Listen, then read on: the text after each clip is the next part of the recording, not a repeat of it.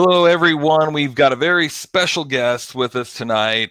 We're interviewing Rachel Adams. She is an IICRC instructor.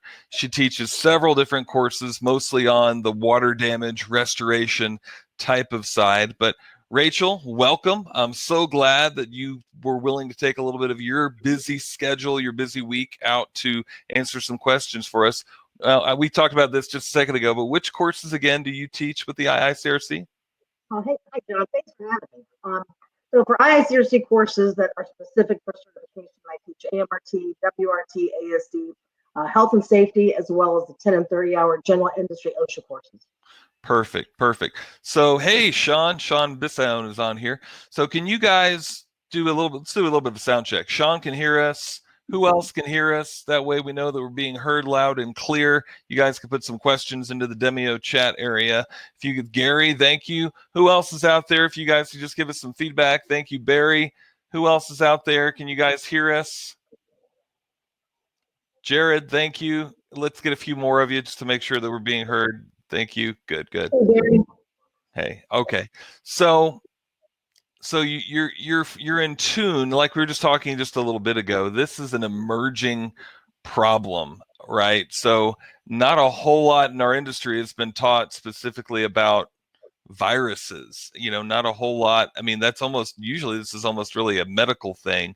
And so you've told me that you're getting people calling you and asking you questions about this, and it's sort of we're almost like fumbling around going, well, what do we do? What kind of stuff is going on? But I'd like to just get whatever insight that you can give us just about, like, the first question that I've really got is, as cleaners, what can we do that's going to be appropriate to help people lessen the exposure to this thing?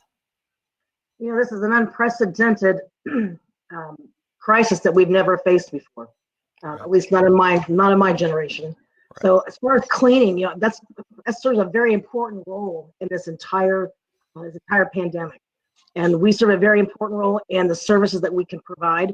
That, I will caution, and this is going to be designed for individuals that have the right training and the right equipment to be able to go in to provide those services. Right. The guys or the gals that are calling me saying, well, how do I do this? I got a call from a customer that wants me to come in and decontaminate a building. They're probably not the right people to be doing that work. So it does require some, I think, very specific training and detailed cleaning procedures and processes. We've got a lot of good websites that are available and resources that are giving a lot of great information to our industry. IICRC and RIA, in conjunction with one another, have put out some really good guidance documents. One was specific to ISSA. Good. And we've got some links that we're going to be putting up and giving everybody here in just a little bit. So the question that I've got and that I keep getting, is, about, first and foremost, like, which chemicals should you use? And even, should you use a sanitizer on carpet and upholstery, like, after you clean, to try to combat this thing? Well, as far as the chemical list goes, none of the chemicals that we have available have been tested specifically against this particular virus. Right. So what EPA has come up with which is called their emerging pathogens list. And so these are chemicals that meet the criteria to be effective. But again, nothing has been specifically tested because this is brand new. Right. And so they've given a complete list. And a lot of times when I look at chemical products, I'm looking at their, what kind of active ingredients that are in there, because if you start looking at the class of chemicals, and you've got it pulled up right there, it's great. Under the active ingredients, you see everything from hydrogen peroxide based products to quaternary ammonium based products, bleach or sodium hypochlorite. So once you start looking at the active ingredients, every class of chemicals has an advantage and a disadvantage to them, or limitations, I should say. So, right. But all of these products that are used as disinfectants, we all need to remember that these are designed and intended to be used, and this is by EPA definition, on pre-cleaned, non-porous surfaces. So in other words, we cannot claim that we are disinfecting carpeting or textiles or clothing. The best we can say is that we are applying a sanitizing agent to those surfaces, and that's only if the label on the bottle states that we can use it for that application. Exactly. So again, just to stress, because I had somebody talking to me about this today, it was a fogging type of I can't remember, but one of the fogging agents that you would fog, and he didn't know whether or not he should clean the carpet or the upholstery or whatever before he put it on. And I told him I was pretty sure you should, but I guess the answer to that would be for sure yes, he should clean it before he actually applies it. Well, the thing is, we circle back to fogging. So the biggest limitations when you're fogging products as disinfecting products is, number one, it's very difficult, if not impossible, to make sure you're making full contact with every single surface. It's also difficult to maintain the appropriate concentration and dwell time to make those products effective as a disinfectant. Now, a lot of companies that are doing fogging are using it as what they call a knockdown technique, meaning that the droplets that they're creating will allow the viruses and other particles in the air to basically attract to that, and then it falls out on surfaces, and then you come through and you clean the surfaces after the fact. Right. That's one application of using fogging, but we should not be fogging buildings with the intention that we're disinfecting all these surfaces. Right, and especially not to where we give them the impression that we're disinfecting the air or anything in the air, for sure. Right, exactly. Exactly, and I'm also cautioning people as far as the language that they're using, because language is important. Right. I would never go into a building and tell them I can come in and I can clean and disinfect your building. Really, the best thing that we can say is, we are going to clean and provide a cleaning service and apply a disinfectant product or a sanitizing product, because we don't really know for how, what level of disinfection we're achieving, because we're not doing any sampling at the end. Right. Right. And is there even a sampling that you can do for this anyway, or no? No, there's not a real-time sampling method to test for viruses. What a lot of people are looking at is testing for the type of debris that may be left on surfaces, because again, viruses are very small. They typically have to attach themselves to a larger particulate. We call those vectors. And so once they attach to those larger particulate, and they land on surfaces, some companies are using ATP as a way to test for the load that's left behind on surfaces. And again, they're looking for a delta change, meaning if they sample or they swab that surface before they clean it, they do their cleaning and disinfection process, and then they swab after the fact, they're looking for a significant reduction or change. That's what I mean by the delta. Right. We've got somebody asking, are we talking about applying a sanitizing deodorizer? Well, if you're applying it, if that's a specific product that you're using for carpeting and textiles, that would qualify for that. Right. Right. And again, making sure that it's on this list. That's the biggest thing. This is the emerging pathogens list. This is something that is there. Are they still even adding stuff to this list every few days or something? Yeah. They are. They're adding constantly. It's very fluid. It's constantly changing. So you can look up by product name, or you can look by the active ingredients to find a product that would be appropriate to use. Right. And keep in mind, even on textiles, because this came up the other day when somebody had asked me about clothing and that type of thing. And this virus has been known and been shown to stay viable even on soft goods. So laundering clothing, carpet cleaning, upholstery cleaning, those things are very important. Mm-hmm. So do you know how long it stays viable on soft goods? Do you have any length of time? Well, what the Centers for Disease Control has stated is it can remain viable up to 9 days. Up to 5. And the surfaces that they've really identified having the longer viability on are going to be things like steel and some plastics. Right. I don't know if they've actually established a length of time for soft goods. Right. Right. Okay, great. And then as far as, I'm going to put some of these links up here and post these so you guys can get them. Rachel, also, I was looking for this PDF before somebody showed it on Facebook and I couldn't find it again. So we've got this link. Rachel showed me where this was at, and I'm going to post this for you. This is another really good resource from the IICRC and RIA, just about things that I guess this is more to cleaners, right? That we need to know about, right? This is more to cleaners about what we should be looking for, what we should know about, and is there anything you want to add about what's really included in this document? Well, it goes through and discusses a lot of the cleaning protocols. That's what everybody wants to know. Everybody wants a protocol provided that they can implement on their jobs. This really gives a great overview, and a lot of the information that's incorporated into this document came out of what the Centers for Disease Control and the World Health Organization put together. So they've recited a lot of that information, especially on the cleaning side. Right. Good. And like somebody's mentioning too in the chat area, 17 days later is supposedly what happened on the cruise ship. We don't know. And that could have been on carpet. Who knows? I don't think from what I read, I never heard what that was actually staying on for 17 days, but I guess it can survive up to 17 days. Right. Well, when you think about it, I mean, the initial lifespan is what they said is up to 9 days. But when you've got a group of people, especially in quarantine quarters or closed quarters like that, people can continually, as it's a 14-day incubation period. Right. And so if people get reinfected or get infected at different time spans or different times, that's going to continue to linger on. So I don't know that that's not actually a time frame for viability. I think that had a lot to do with just the large group of people that were continually shedding the virus, and they were able to detect it, pick it up. Right, right.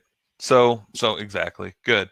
And then as far as somebody's asking about the Clorox Total 360 system. Do you have any idea what that may be? They're asking if that's a viable method, but I wouldn't know. I think the Clorox actually has several of their products that are actually listed in that EPA emerging pathogens list in. So they have a lot of their products. If you look that up, I'm assuming it's probably a hypochlorite-based product, but you can look it up by the actual trade name. Right. Look it up by the trade name or even by what's inside of it might be a good idea if you're wondering about specific. And again, all of these things need to be right. All of these things need to be done after the cleaning actually takes place. Always keep that in mind with all of that. So as far as let's see, talking about wipe down cleaning, because that's sort of what I've been getting asked about here and there. Can you give us just any kind of a quick procedure about how that would work? By doing counters and doorknobs and things like that, what's a good procedure for that?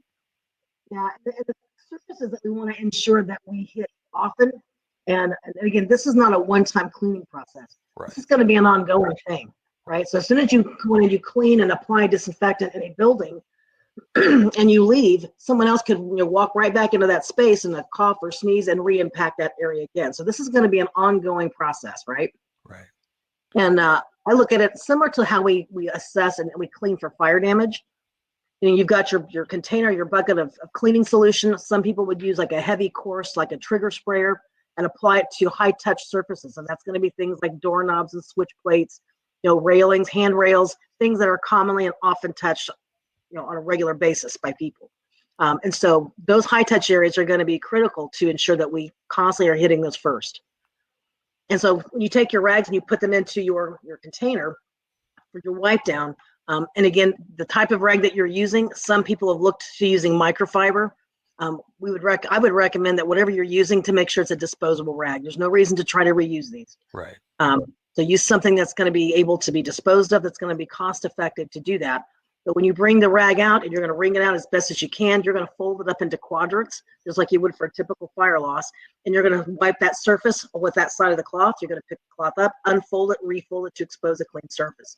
And you'll continue to do that till you use the entire rag, and then the rag goes over into the disposal area or into your bag, your trash bags. So that's a typical cleaning process. And again, the cleaning products that you can use, again, for a product to be a cleaner, it needs to have a surfactant or detergent in it. Right. And so a lot of the products that we're looking at on that list, they don't have any cleaning abilities because they don't have a detergent or surfactant in it. They're specifically designed for a kill claim. Right.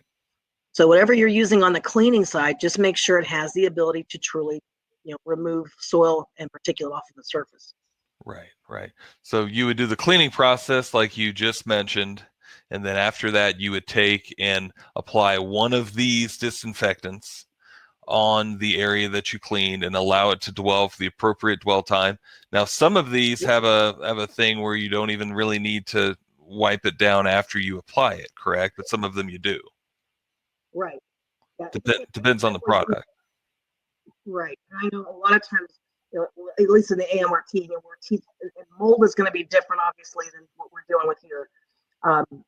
And the fact that if you're applying chemicals to kill something on a surface, many times we want you to go back and remove, after it's had the appropriate dwell time, go back and do a cleaning step, so we're not leaving any kind of toxic chemicals left behind in people's homes. Right. Because people do have chemical sensitivities, and that group of individuals is growing, quickly, because we have chemicals in everything. Right. So depending on the product, even though some of them allow you to apply them to the surface and allow them to air dry, like a lot of your botanical products, some of the chemicals you need to go back and do a final rinse or removal step. Mm-hmm. Good, but I guess just really, really read the label. I can't stress enough. And any of you that do any of this type of stuff for mold remediation, for water damage, that the big thing that you always do is read the label, apply the appropriate thing on the surface that you're cleaning, apply the appropriate chemical, do the appropriate dwell time. If it says to wipe it off and clean it off, you wipe it off and clean it off. If it says that you don't have to, then you just leave it on if that's okay. But make sure you're reading the label. Yeah, there's a lot of chemicals out there, especially during this pandemic, where a lot of manufacturers are making claims for their products. That does not necessarily mean that it's 100% accurate. Right. So I'll give you a good example. We were actually doing a crime and trauma scene course in Orlando, and I was surprised at how much product was sent to us by different manufacturers as just handing them out as samples or encouraging us to let the students use them during the class time. And so we actually took all those products, we lined them up on a table and read the label for every one of them. And over half of those did not list bloodborne pathogens on the label. So make sure that you're reading the label. And when I say read the label, I don't mean you pick up a product and it says, Betaclean on it. That's not reading the label, right? Right. So that itty bitty teeny weeny print that tells you what surfaces you can put it on, the dwell time, the concentration. And again, the concentration may change depending on how you're using it. So all that information is going to be there and for you guys to look at and read and make sure you understand it before you use it. Right. Exactly. The good question as far as somebody just actually typed in, is it a good idea to actually put on the invoice the product that you applied? Or what way would you actually recommend to do that? I don't know that you necessarily need to put the name of the product. I would just put an EPA registered disinfectant that has been approved for the emergency pathogens list in. Okay. Or something like that. I don't know if I would specifically name a product because it's probably going to change. Right. And right now, a lot of companies are having difficulties even getting product. Okay. It's on back order. It's having to be manufactured and shipped. So a lot of people are on some pretty significant wait times to even get it. So you may be changing up the products that you're using. Does Aramco, because I know you're an account manager for Aramco, do you know of anything that they've actually got in stock right now? It's constantly changing. It's constantly fluid. It depends on the volume that you're looking for, or it's getting shipped because they've got over 50 some odd locations throughout the United States and Canada. Right. So right now, if someone's in Maryland and they need some disinfectant to be shipped, it may be coming out of California. It depends on where the supply list is at. Right. So I think we're just in the same position that a lot of the other distributors are in. Right. So would you recommend they just call their local Interlink and ask them what's in stock? Yep. Or, yeah. The local Interlink or the local Aramco location, or even a lot of the guys have their local sales rep right there on speed dial. Right. So the sales rep may be able to actually evaluate that even better than even some of the local branches as far as being able to pull some strings to make things happen, but that's where it really needs to start. Perfect. But I know right now it's in short supply is going to be the chemical list and personal protective equipment, specifically respirators. Right. So let's talk about that. So what would you recommend that they have PPE on when they're actually doing the cleaning, or just the disinfecting, or both, or what would you recommend? Well, it depends on why they're cleaning. So in some of these buildings, they don't have not had an actual confirmed case. They're just basically doing it for maintenance, right? So under those circumstances, I'd always recommend wearing whatever personal protective equipment is going to be listed on the label for the product that you're using. Because some of them tells you to wear respirators, some of them say you just need to wear eye protection and gloves. So if it's from a cleaning standpoint for maintenance, that's what I would recommend. If you're going into a known building where they've had known cases that have been confirmed, then you need to follow what the CDC recommends, and that is at a minimum an N95 respirator, the appropriate disposable coveralls if you can still get them. There's in short supply even now in hospital settings and places like that. Wow. I had a guy call me yesterday and told me that he can't even get any type of PPE at all because it's all being now mandated by their state to give it to the healthcare providers. Wow. So he can't even get suits.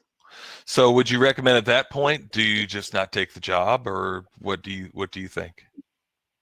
It concerns me that so many people are looking at this as an opportunity to maybe branch out into a field. And I understand, financial gain and making money is important for every company and being successful at it.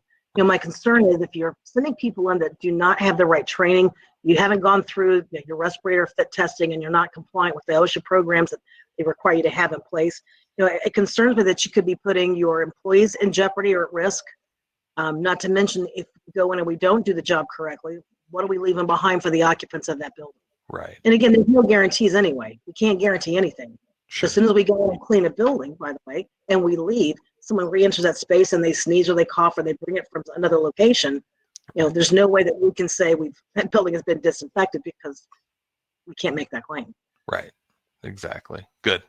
So good. And especially even more so, use all the extra precaution. I mean, you should anyway, but even 5 times fold when you know that there's been a case in the area. There's a big difference between that type of situation and just a convenience store wanting to get a basic cleaning just because they want to do it to make sure that everything's clean. Right. So if you're doing it from a maintenance standpoint, that's going to be a different level as far as risk than if you're walking into a known affected area or building. Right. And on the respiratory protection, I would encourage everybody to at least wear a minimum of a P100. That's going to be your HEPA. But in conjunction, if you're using chemicals and you're disinfecting with that, make sure you're using the organic vapor cartridge with the acid gas capabilities on it, because that's going to protect you in probably, I'm going to say 90% of the jobs that you're going to be working in, based on the chemicals that's on that list, that would provide you the protection that's needed. Right. Right. So just a good respirator, VOC respirator. Exactly. So as far as what facilities do you feel like need our services, be it even carpet cleaning, tile cleaning, upholstery cleaning, counter cleaning? What facilities do you think need that service the most right now? The ones that I'm hearing and seeing as far as that are getting calling out for help are going to be your senior assisted living facilities. That's a big one. Hospitals and other healthcare related industries or buildings or facilities. Public buildings like daycares, where you've got large groups of especially for your higher risk population. So, kids as well as elderly folks. Those are going to be, I think, the companies or the locations that are going to be researching and looking for services our industry can provide. Right. Good.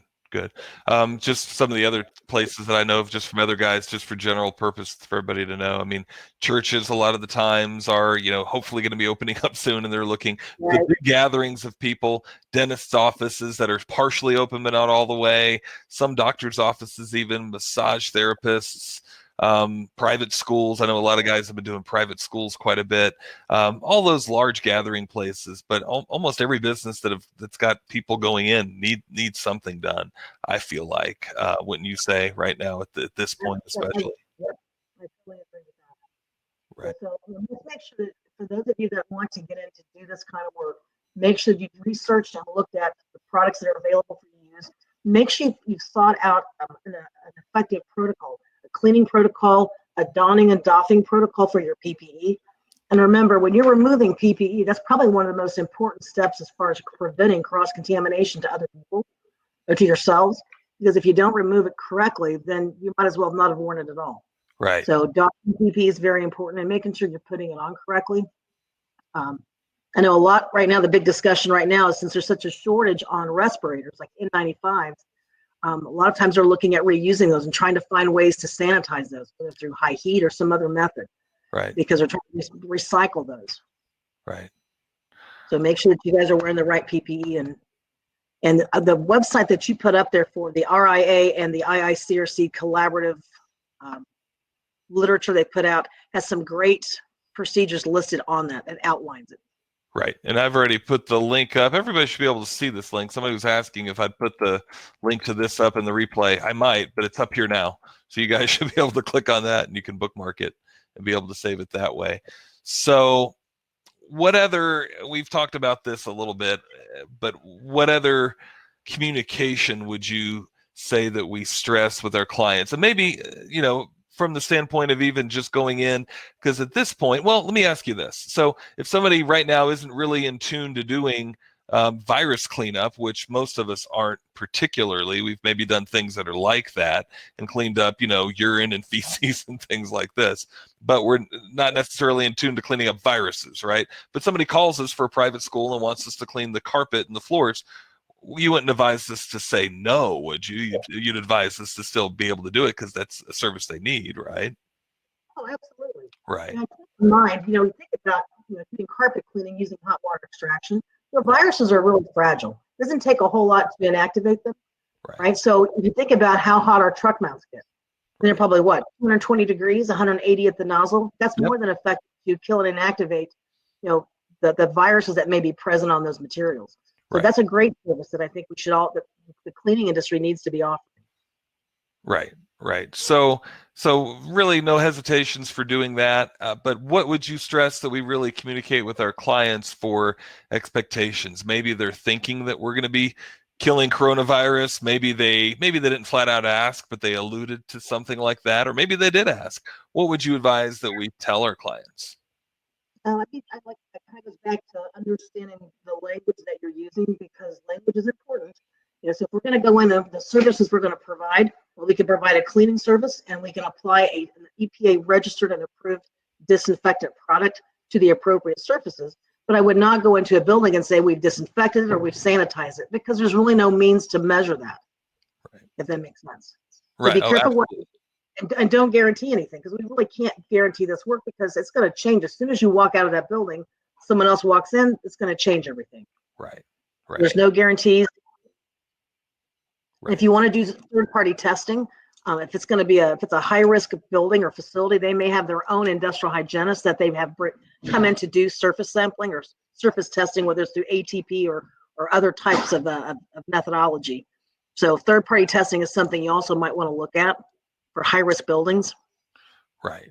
Probably not necessarily. Well, I would say, but I would think not necessarily if they're just going to be doing carpet, tile, upholstery cleaning. I would think, correct. But if they're going to be doing actual real sanitization services, so from what I'm understanding, from what you're telling me, and from what I've heard, and what I've even done in my own business with doing this type of thing, you're going to go in, and if you did let's say you're doing chairs at a dentist's office, you're doing the whole waiting area, all the chairs, and you're going to apply a sanitizer after you get done cleaning it. So on the invoice, you're going to put something like, we clean the chairs, charge them for cleaning, and then maybe a separate line item for you applied a sanitizer, an EPA registered sanitizer. And that's really it, right? That's all you contracted to do. That's all you're going to put in the invoice to do. Is that pretty accurate?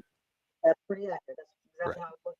When we think about how we estimate or we provide quotes or estimates on mold remediation or sewage backflows, if we're using any type of an antimicrobial product, that's a line item that's listed separately. Right.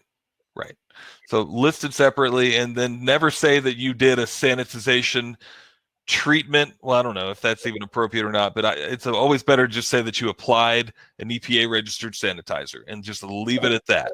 You didn't sanitize the thing. You didn't disinfect the thing. You just applied the treatment. Exactly. Right. So be careful how you use those terms. Right. Sometimes that language is really all, from what I understand, all of what's important about that.